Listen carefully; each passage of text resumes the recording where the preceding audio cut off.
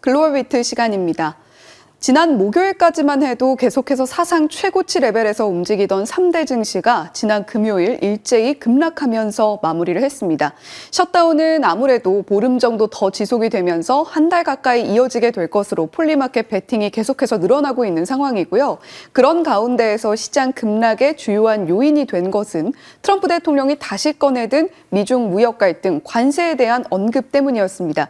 지금 점차 주말을 지나면서 그 이슈를 소화해 나가고 있는 듯한 분위기인데 에이펙을 중심으로 해서 양국 정상 간의 만남이 다가오는 가운데 점차적으로 분위기가 조금 더 격화가 되면서 앞으로 어떤 카드들을 두고 양국이 계속해서 피 튀기는 혈전을 펼치게 될지 조금은 긴장도가 높아지는 한 주가 될 것 같습니다. 그런 가운데에서도 계속해서 이번 주에 실적 발표 시즌이 본격적으로 시작이 될 텐데요. 이러한 이슈들도 함께 챙겨봐야 될 한 주가 되겠습니다. 하반기에 미국 주식을 처음 시작하신 분들이라면 지난 금요일에 정말 많이 놀라시지 않았을까 싶습니다. 그런데 우리가 생각해보면 트럼프 1기 행정부 당시에는 이 정도 급락폭은 굉장히 흔하게 목도를 했던 장면이기 때문에 일단 너무 놀랄 건 없고 분명한 건 지금 시장이 중요한 기로에 놓여 있는 것 같습니다. 과연 대대적인 2차 관세 전쟁의 시작인 것인가 아니면 에이펙을 앞두고 단순한 어떤 협상 전술에 불과한 것일까 진단이 필요한 시점인데요. 오늘 다양한 의견들 정리해 드리도록 하겠습니다.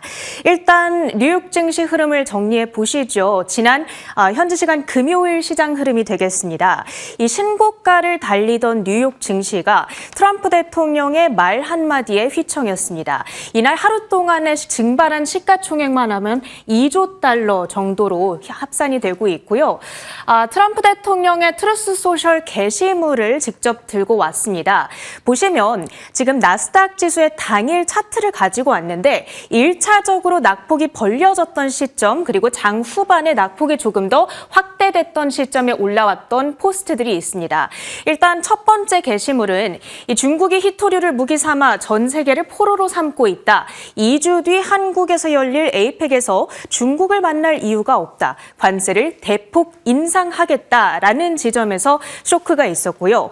두 번째로 11월 1일부터 중국이 사실상 모든 제품의 수출 통제를 발표했기 때문에 미국 역시도 100%의 추가 관세, 거기다가 필수적인 소프트웨어 역시도 통제를 가하겠다라고 얘기를 했습니다. 나스닥 지수의 낙폭이 결국에는 3.6%까지 벌려지는 양상이었고요. 특히 시장이 이렇게까지 놀랬던 데에는 100%다라고 하는 구체적인 숫자를 언급했다는 점, 협상을 모색했는 듯했던 그동안의 어조와는 확실히 상반되는 이 뉘앙스이다 보니까 시장이 놀라게 된 겁니다. 이날 히트맵을 열어보시면 상당히 오랜만에 보는 피바다가 연출이 됐습니다. 지금 히트맵이 좀 잘못 올라오고 있습니다. 굉장히 붉은색으로 기술주 중심으로 붉은색이 연출되는 모습을 확인하실 수가 있었는데요. 엔비디아가 4.9%, AMD가 7%, 브로드컴 그리고 마이크론 등은 5% 대 내렸고요. 필라델피아 반도체 지수의 낙폭은 무려 6% 정도의 급락세로 진행이 됐다라는 것이 특징이었죠. 테슬라의 경우에는 저가형 모델 출시로 인해서 중국 내 판매량이 조금 증대될 수 있다는 기대감 속에서 상승으로 출발하기도 했으나 결국에는 5%대까지 낙폭을 벌렸고요. 트럼프 대통령의 대중관세 인상 발언 이후에 곧바로 낙폭이 확대되는 양상이었습니다. 그러면 그나마 올랐던 쪽은 어디일까? 보시면 코카콜라와 펩시 그리고 필립 모리스, 월마트 등이 포함되고 있죠. 그러니까 담배라든지 필수적인 소비재를 만드는 방어적 성격을 띠는 종목들이 이날 그나마 살아남았다고 볼 수가 있겠습니다. 그렇다면 지금의 이 충격이 과연 언제까지 이어질 것인가? 그것이 중요하겠죠. 이 주말 사이에 올라왔던 월가 전문가들의 의견을 통합해 봤습니다. 그 결과 의견을 크게 세 가지 카테고리로 분류를 해볼 수가 있을 텐데 베어리시한 의견, 그리고 중립, 마지막으로 불리시한 뷰 이렇게 나눠볼 수가 있겠습니다. 일단 가장 가장 비관적인 뷰는 이렇습니다. 강대강 미중 전쟁이 예상이 되고 회담이 불발될 가능성이 있다라는 지적, 거기에다가 지금 미국 정부의 셧다운이 장기화될 가능성이 매우 유력하기 때문에 결국에는 경기 침체 그리고 무역 전쟁발 공급망 대란에 대비해야 된다. 시장이 크게 흔들릴 가능성에 무게를 두고 있는 건데요. 다만 이것은 흔한 의견은 아니고 좀 소수의 의견에 해당한다라는 점은 참고해 보시면 되겠고요. 조금 뉴트럴한 의견은 이렇습니다. 그리고 지금으로서 가장 유력한 시나리오는 아마도 이 중립파가 아닐까 싶은데 10월 말에 에이펙 회담 직전까지는 중국과 미국이 서로를 압박하는 양상이 지속이 될 것이다. 그런데 안 그래도 그동안 계속해서 랠리를 펼쳐오면서 마침 고평가 부담감이 있었으니까 당분간 조정을 받고 과열을 조금 시키는 과정을 거칠 수도 있다는 것이죠. 한 보름 정도 에이펙이 끝날 때까지 그런 피리어드를 좀 갔다가 이후에 다시 V자 반등이 나올 것이다 라는 뷰도 나오고 있는 상황이고요. 반대로 아예 낙관적인 뷰들도 제기가 되고 있습니다. 미국과 중국이 분명히 해결책을 찾고 있을 거다라는 의견, 그리고 관세 부과의 시점을 11월 1일로 특정한 것 자체가 일단 그 전까지 대화 혹은 협상에 열려 있다라는 입장을 시사했다라는 의견들도 보여주고 있죠. 따라서 금요일의 급락은 저가 매수의 기회다라는 의견들도 제기가 되고 있습니다. 그런데 지금 마지막으로 제가 소개해드렸던 이 낙관론의 근거가 될 만한 자료가 주말 사이에 올라왔습니다. 중국 공산당의 비공식 스피커로 불리는 언론인 후시진의 X 게시글이 되겠는데요. 다음 화면 열어보시면 이 X 게시글, 사실 이 후시진이라고 하는 인물은 중국의 유명한 언론인이기도 하고요. 또 글로벌 타임즈의 전 편집장에 해당합니다. 올라왔던 글을 요약해 보자면 지금은 터닝 포인트에 있다. 미국이 현재 히토류 때문에 느끼는 압박감은 2018년 미국이 반도체 규제를 했을 당시 중국이 느꼈던 것과 비슷하다라고 얘기를 하면서 이 중요한 핵심은 사실 마지막 단락에 있습니다. 미국은 중국의 전구를 망가뜨릴 수 있지만 중국은 미국의 전기를 전체적으로 차단해버릴 수가 있다. 그만큼 히토류가 가지고 있는 막강한 파워를 강조한 대목이라고 보시면 되겠고요.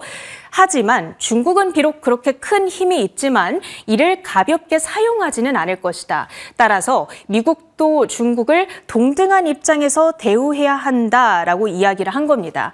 요약을 하자면 미국도 그렇고 중국도 그렇고 서로 잃을 게 많으니까 전면적인 적대전으로 가지는 않을 것임을 시사한 글이다. 이렇게 해석을 해볼 수가 있겠습니다. 그뿐만이 아니었죠. 10월 10일 그 급락이 나왔을 당시에 톰 리, 펀드 스트렛의 톰 리가 CNBC와 인터뷰를 가지기도 했습니다.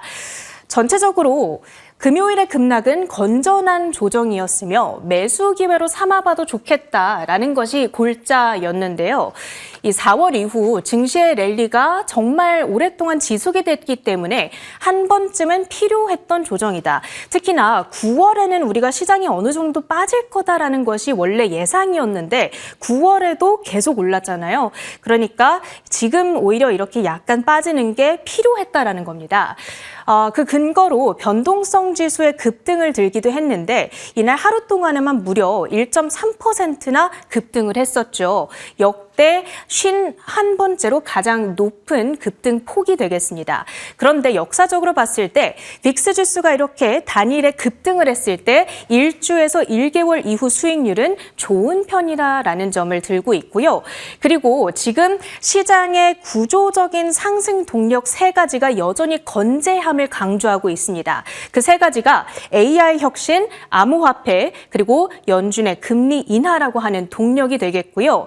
다만 한 가지 주의를 해야 될 부분으로는 보통 금요일에는 저점이 나오지 않는다라면서 이번 주 월요일에 추가적으로 조금 더 시장이 흔들릴 수 있겠고 만약에 그렇게 된다면 이는 buy the dip, 저가 매수의 기회다라고 강조를 하고 있습니다.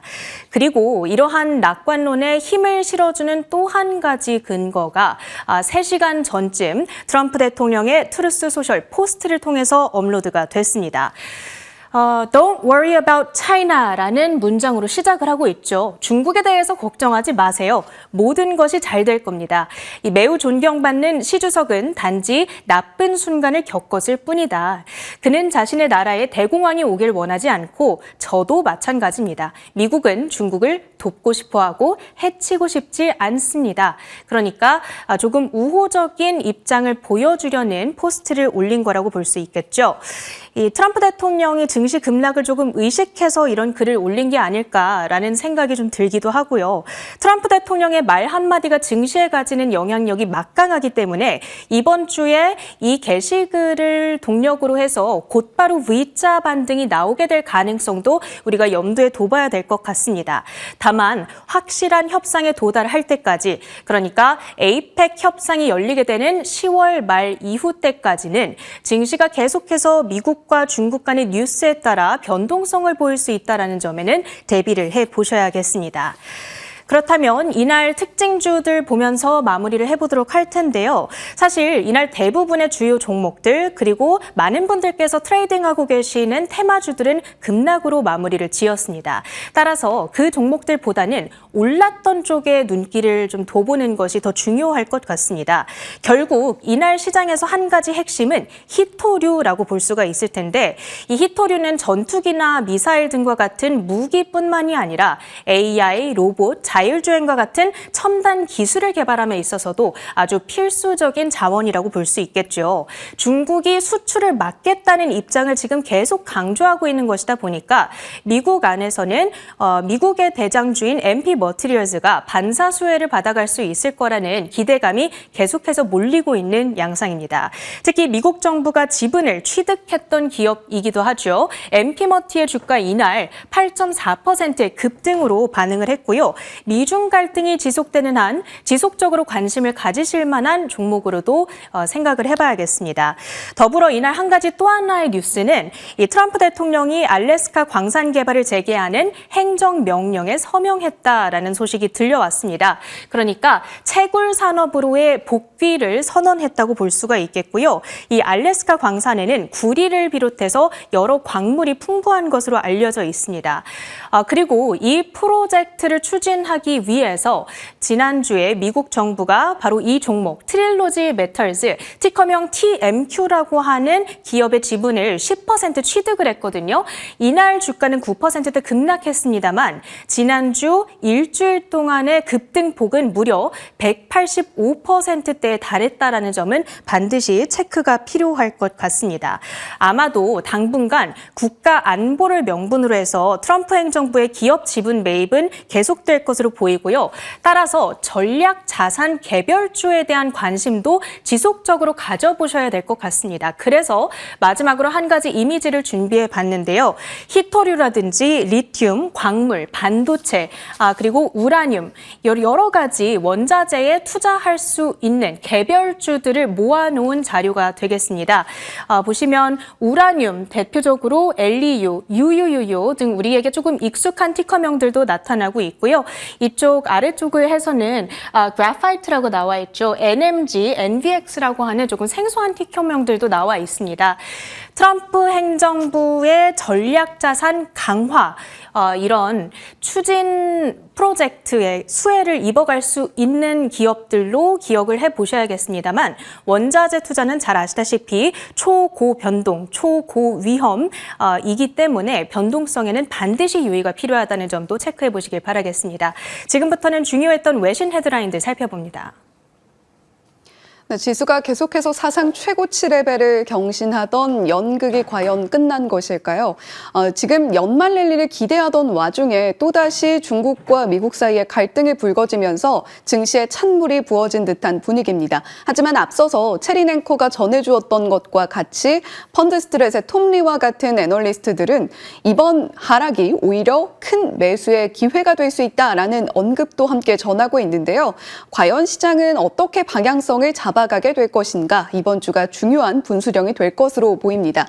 자, 그렇다면 블룸버그 통신의 헤드라인을 좀 들여다볼까요? 지금 세계 경제가 세 가지 큰 리스크를 맞이하고 있다라고 이야기를 하고 있습니다. 크게 관세 그리고 AI 버블에 대한 우려가 있고 각국들이 특히 선진국들을 중심으로 한 부채 급증 현상이 굉장히 가파르게 목도가 되고 있다라는 이야기를 전하고 있는데요. 이번 주에 워싱턴에서 IMF 그리고 세계은행의 연례 회의가 진행이 됩니다. 미국은 2분기에 굉장히 가파른 경제 성장세를 보여줬었죠. 2분기 GDP가 2년 만에 가장 빠른 속도로 성장세를 보여줬고 미국 경제가 여전히 견조함을 증명해냈습니다. 자, 하지만 하버드 경제학 교수인 카렌 다이너는 과연 이러한 회복력이 지속 가능한가에 대해서는 우리가 의구심을 가질 필요가 있다라는 언급을 전하기도 했죠. 과연 이 자리에서 어떤 이야기가 나오게 될지 코멘트 하나하나 좀 눈여겨보실 필요가 있겠고요. 자, 다음 장 이어서 보겠습니다.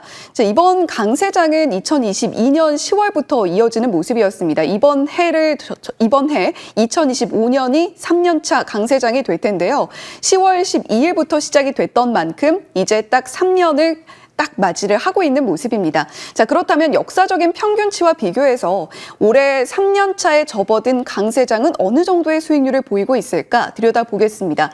세계 2차 대전 이후에 13번의 강세장의 평균적인 수익률을 나타내고 있는 그래프고요.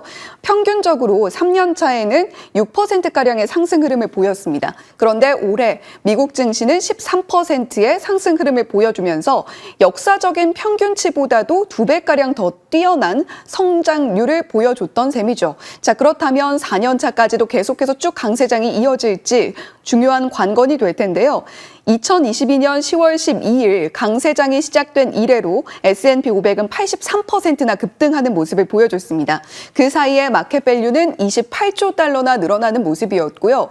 자, 그렇다면 올해도 계속해서 AI 버블론에도 불구하고 AI 관련한 종목들, 엔비디아라던가 팔란티어라던가 여러 가지 종목들이 등에 업고 4년차 강세장까지 쭉 이어가면서 역사적인 평균의 상승률을 뛰어넘어 줄 수 있을 것인가 지켜보시는 것도 또 하나의 관전 포인트가 되겠습니다.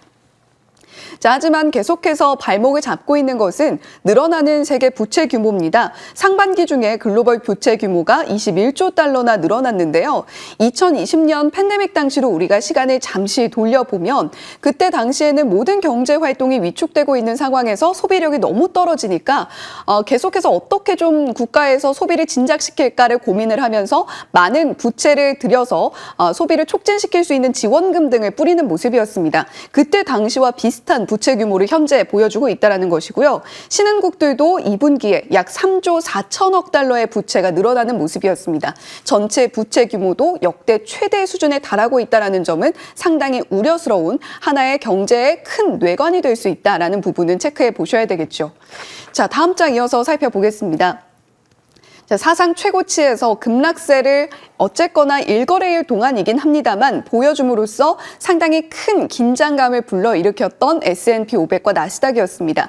밸류에이션 현재 어느 레벨에 들어가 있는가라고 들여다보면요. 지난 목요일에는 S&P 500의 밸류에이션이 PER 기준으로 22.9배였습니다. 기존의 저항선이 22.5배라는 점을 감안하면 이를 소폭 웃도는 모습이었기 때문에 밸류에이션 부담이 상당히 더 컸다라고 볼 수 있겠죠. 자, 그런데 금요일 하락으로 인해서 PER이 22.2배까지 내려오면서 기존의 저항선보다 낮은 수준으로 내려왔습니다. 톰리의 발언이 어느 정도는 정당하다라고 느껴지는 것이 기존 저항선보다 낮게 내려왔을 때가 오히려 앞으로 계속해서 저항선을 뚫어나가면서 사상 최고치를 또 한 번 기대해도 되지 않을까라는 랠리를 펼칠 수 있을 것이다라는 그러한 이야기도 할 수 있겠다라는 가능성은 보여주고 있는 겁니다. 나스닥 같은 경우는요. 목요일에 27.6배의 밸류에이션을 보여줬다가요. 26배 중반까지 내려오면서 기존 저항선보다 훨씬 더 낮은 레벨로 내려왔다라는 점 함께 참고해 보시면 좋겠습니다. 자, 이렇게 S&P 500의 밸류에이션과 나스닥의 밸류에이션까지 체크를 해봤는데요. 지금 신흥국 중심으로 계속해서 랠리가 펼쳐지고 있기는 합니다만 일본의 상황도 주시를 해보셔야 되겠습니다. 아베의 재림이다라는 평가를 받고 있는 다카이치 사나의 새로운 자민당 집권 자민당의 총재가 됐는데 10월 4일에는 일본 시장이 휴장이었기 때문에 시장 반응을 즉각적으로 살펴보기 어려웠습니다만 다카이치 사나에가 자민당 총재로 선출된 이후에 계속해서 랠리를 펼치다가 10월 10일 기준으로 니케이가 큰 폭의 조정이 나왔습니다. 정치적인 불확실성이 부각된 영향인데요. 공명당 연정 탈퇴가 공식화된 영향이었다라는 부분까지 함께 참고해 보시면서 우리 증시와 또 외환 시장까지도 미칠 수 있는 파급력도 생각해 보셔야 되겠습니다. 자, 첫 번째 헤드라인은 역시 미국과 중국 사이의 갈등 이슈를 주목을 해봐야 될 것 같은데요. 자세한 내용 함께 들여다보시죠. 중국이 퀄컴의 오토톡스 인수가 시장 경쟁을 제약하거나 주요 기술 독점을 유발할 수 있다고 우려해 반독점 조사를 시작했습니다. 미중 기술 패권 경쟁, 글로벌 차량용 반도체 밸류체인 재편과 맞물려 자국 규제기관의 역할이 더욱 강화된 사례로 향후 글로벌 M&A 환경과 국내외 자동차, 통신산업 전략에 직접적인 영향을 미칠 수 있습니다. 중국 국가시장감독관리 총국은 퀄컴의 차량통신 기술업체 오토톡스 인수건에 대해 공식적으로 반독점 조사에 착수하고 이 인수는 2025년 6월에 발표된 바 있습니다. 중국 당국은 이번 거래가 자국의 반독점법을 위반했는지, 경쟁 저해 및 시장 지배력 남용 소지가 있는지를 집중적으로 조사할 계획이라고 밝혔습니다. 네, 중국이 다시 한번 미국의 칼날을 갈고 있는 모습이죠. 그리고 미국 역시 마찬가지입니다. 중국의 히토류 통제에 대해서 트럼프 대통령이 굉장히 강하게 반발하면서 중국에 또 추가 관세 매기겠다라고 이야기했던 것이 지난 금요일장 전반적인 하락의 트리거가 됐었는데요. 중국의 히토류 통제 관련한 내용들 조금 더 자세히 들여다보면 중국 히토류 원소가 0.1% 이상 함유가 된 제품은 제3국으로 재수출하기 전에 중국의 승인을 받아야 된다라고 이야기를 하고 있습니다. 12월 첫날부터 시행이 되고요.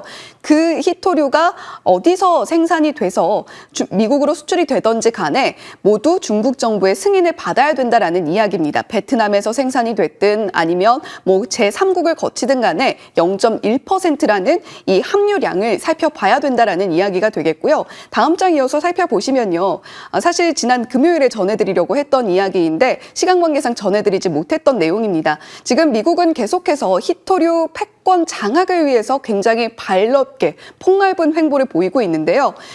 지금 USA 레어얼스 주가도 급등한 상황이고 MP 머티리얼즈 거기다가 리튬 아메리카스에 이어서 백악관과 소통 중이라는 보도가 영향을 미쳐서 USA 레어얼스 주가가 급등하는 모습을 지난 목요일장에서 보여줬었습니다. 그린란드 히토류 광산 개발 회사라고 보시면 되겠고요. 지금 전반적으로 US 레어얼스뿐만이 아니라 크리티컬 메탈 코퍼레이션 같은 기업들, 히토류 쪽을 영위하고 있는 기업들이라면 모두 함께 지분 인수 등을 검토하고 있는 미국 행정부다라고 보시면 되겠습니다.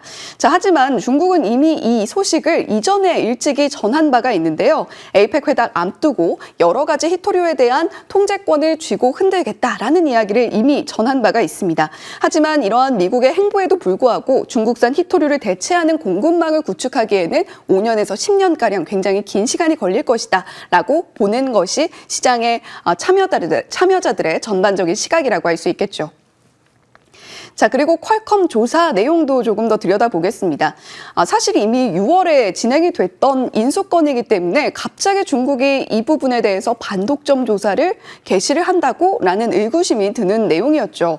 중국 국가시장감독관리총국이 퀄컴이 6월에 발표했던 커넥티드카 기술기업 오토톡스 M&A가 반독점과 관련해서 위배될 소지가 있음에도 불구하고 중국 당국에 보고를 하지 않았다라는 것을 이유로 해서 경쟁 제한 소지가 있는지를 중점적으로 심사하겠다라고 밝힌 건데요. 다만 이 소식에도 불구하고 퀄컴의 주가가 이 소식으로 인해서 크게 흔들렸다라고 보기는 조금 어려운 상황입니다.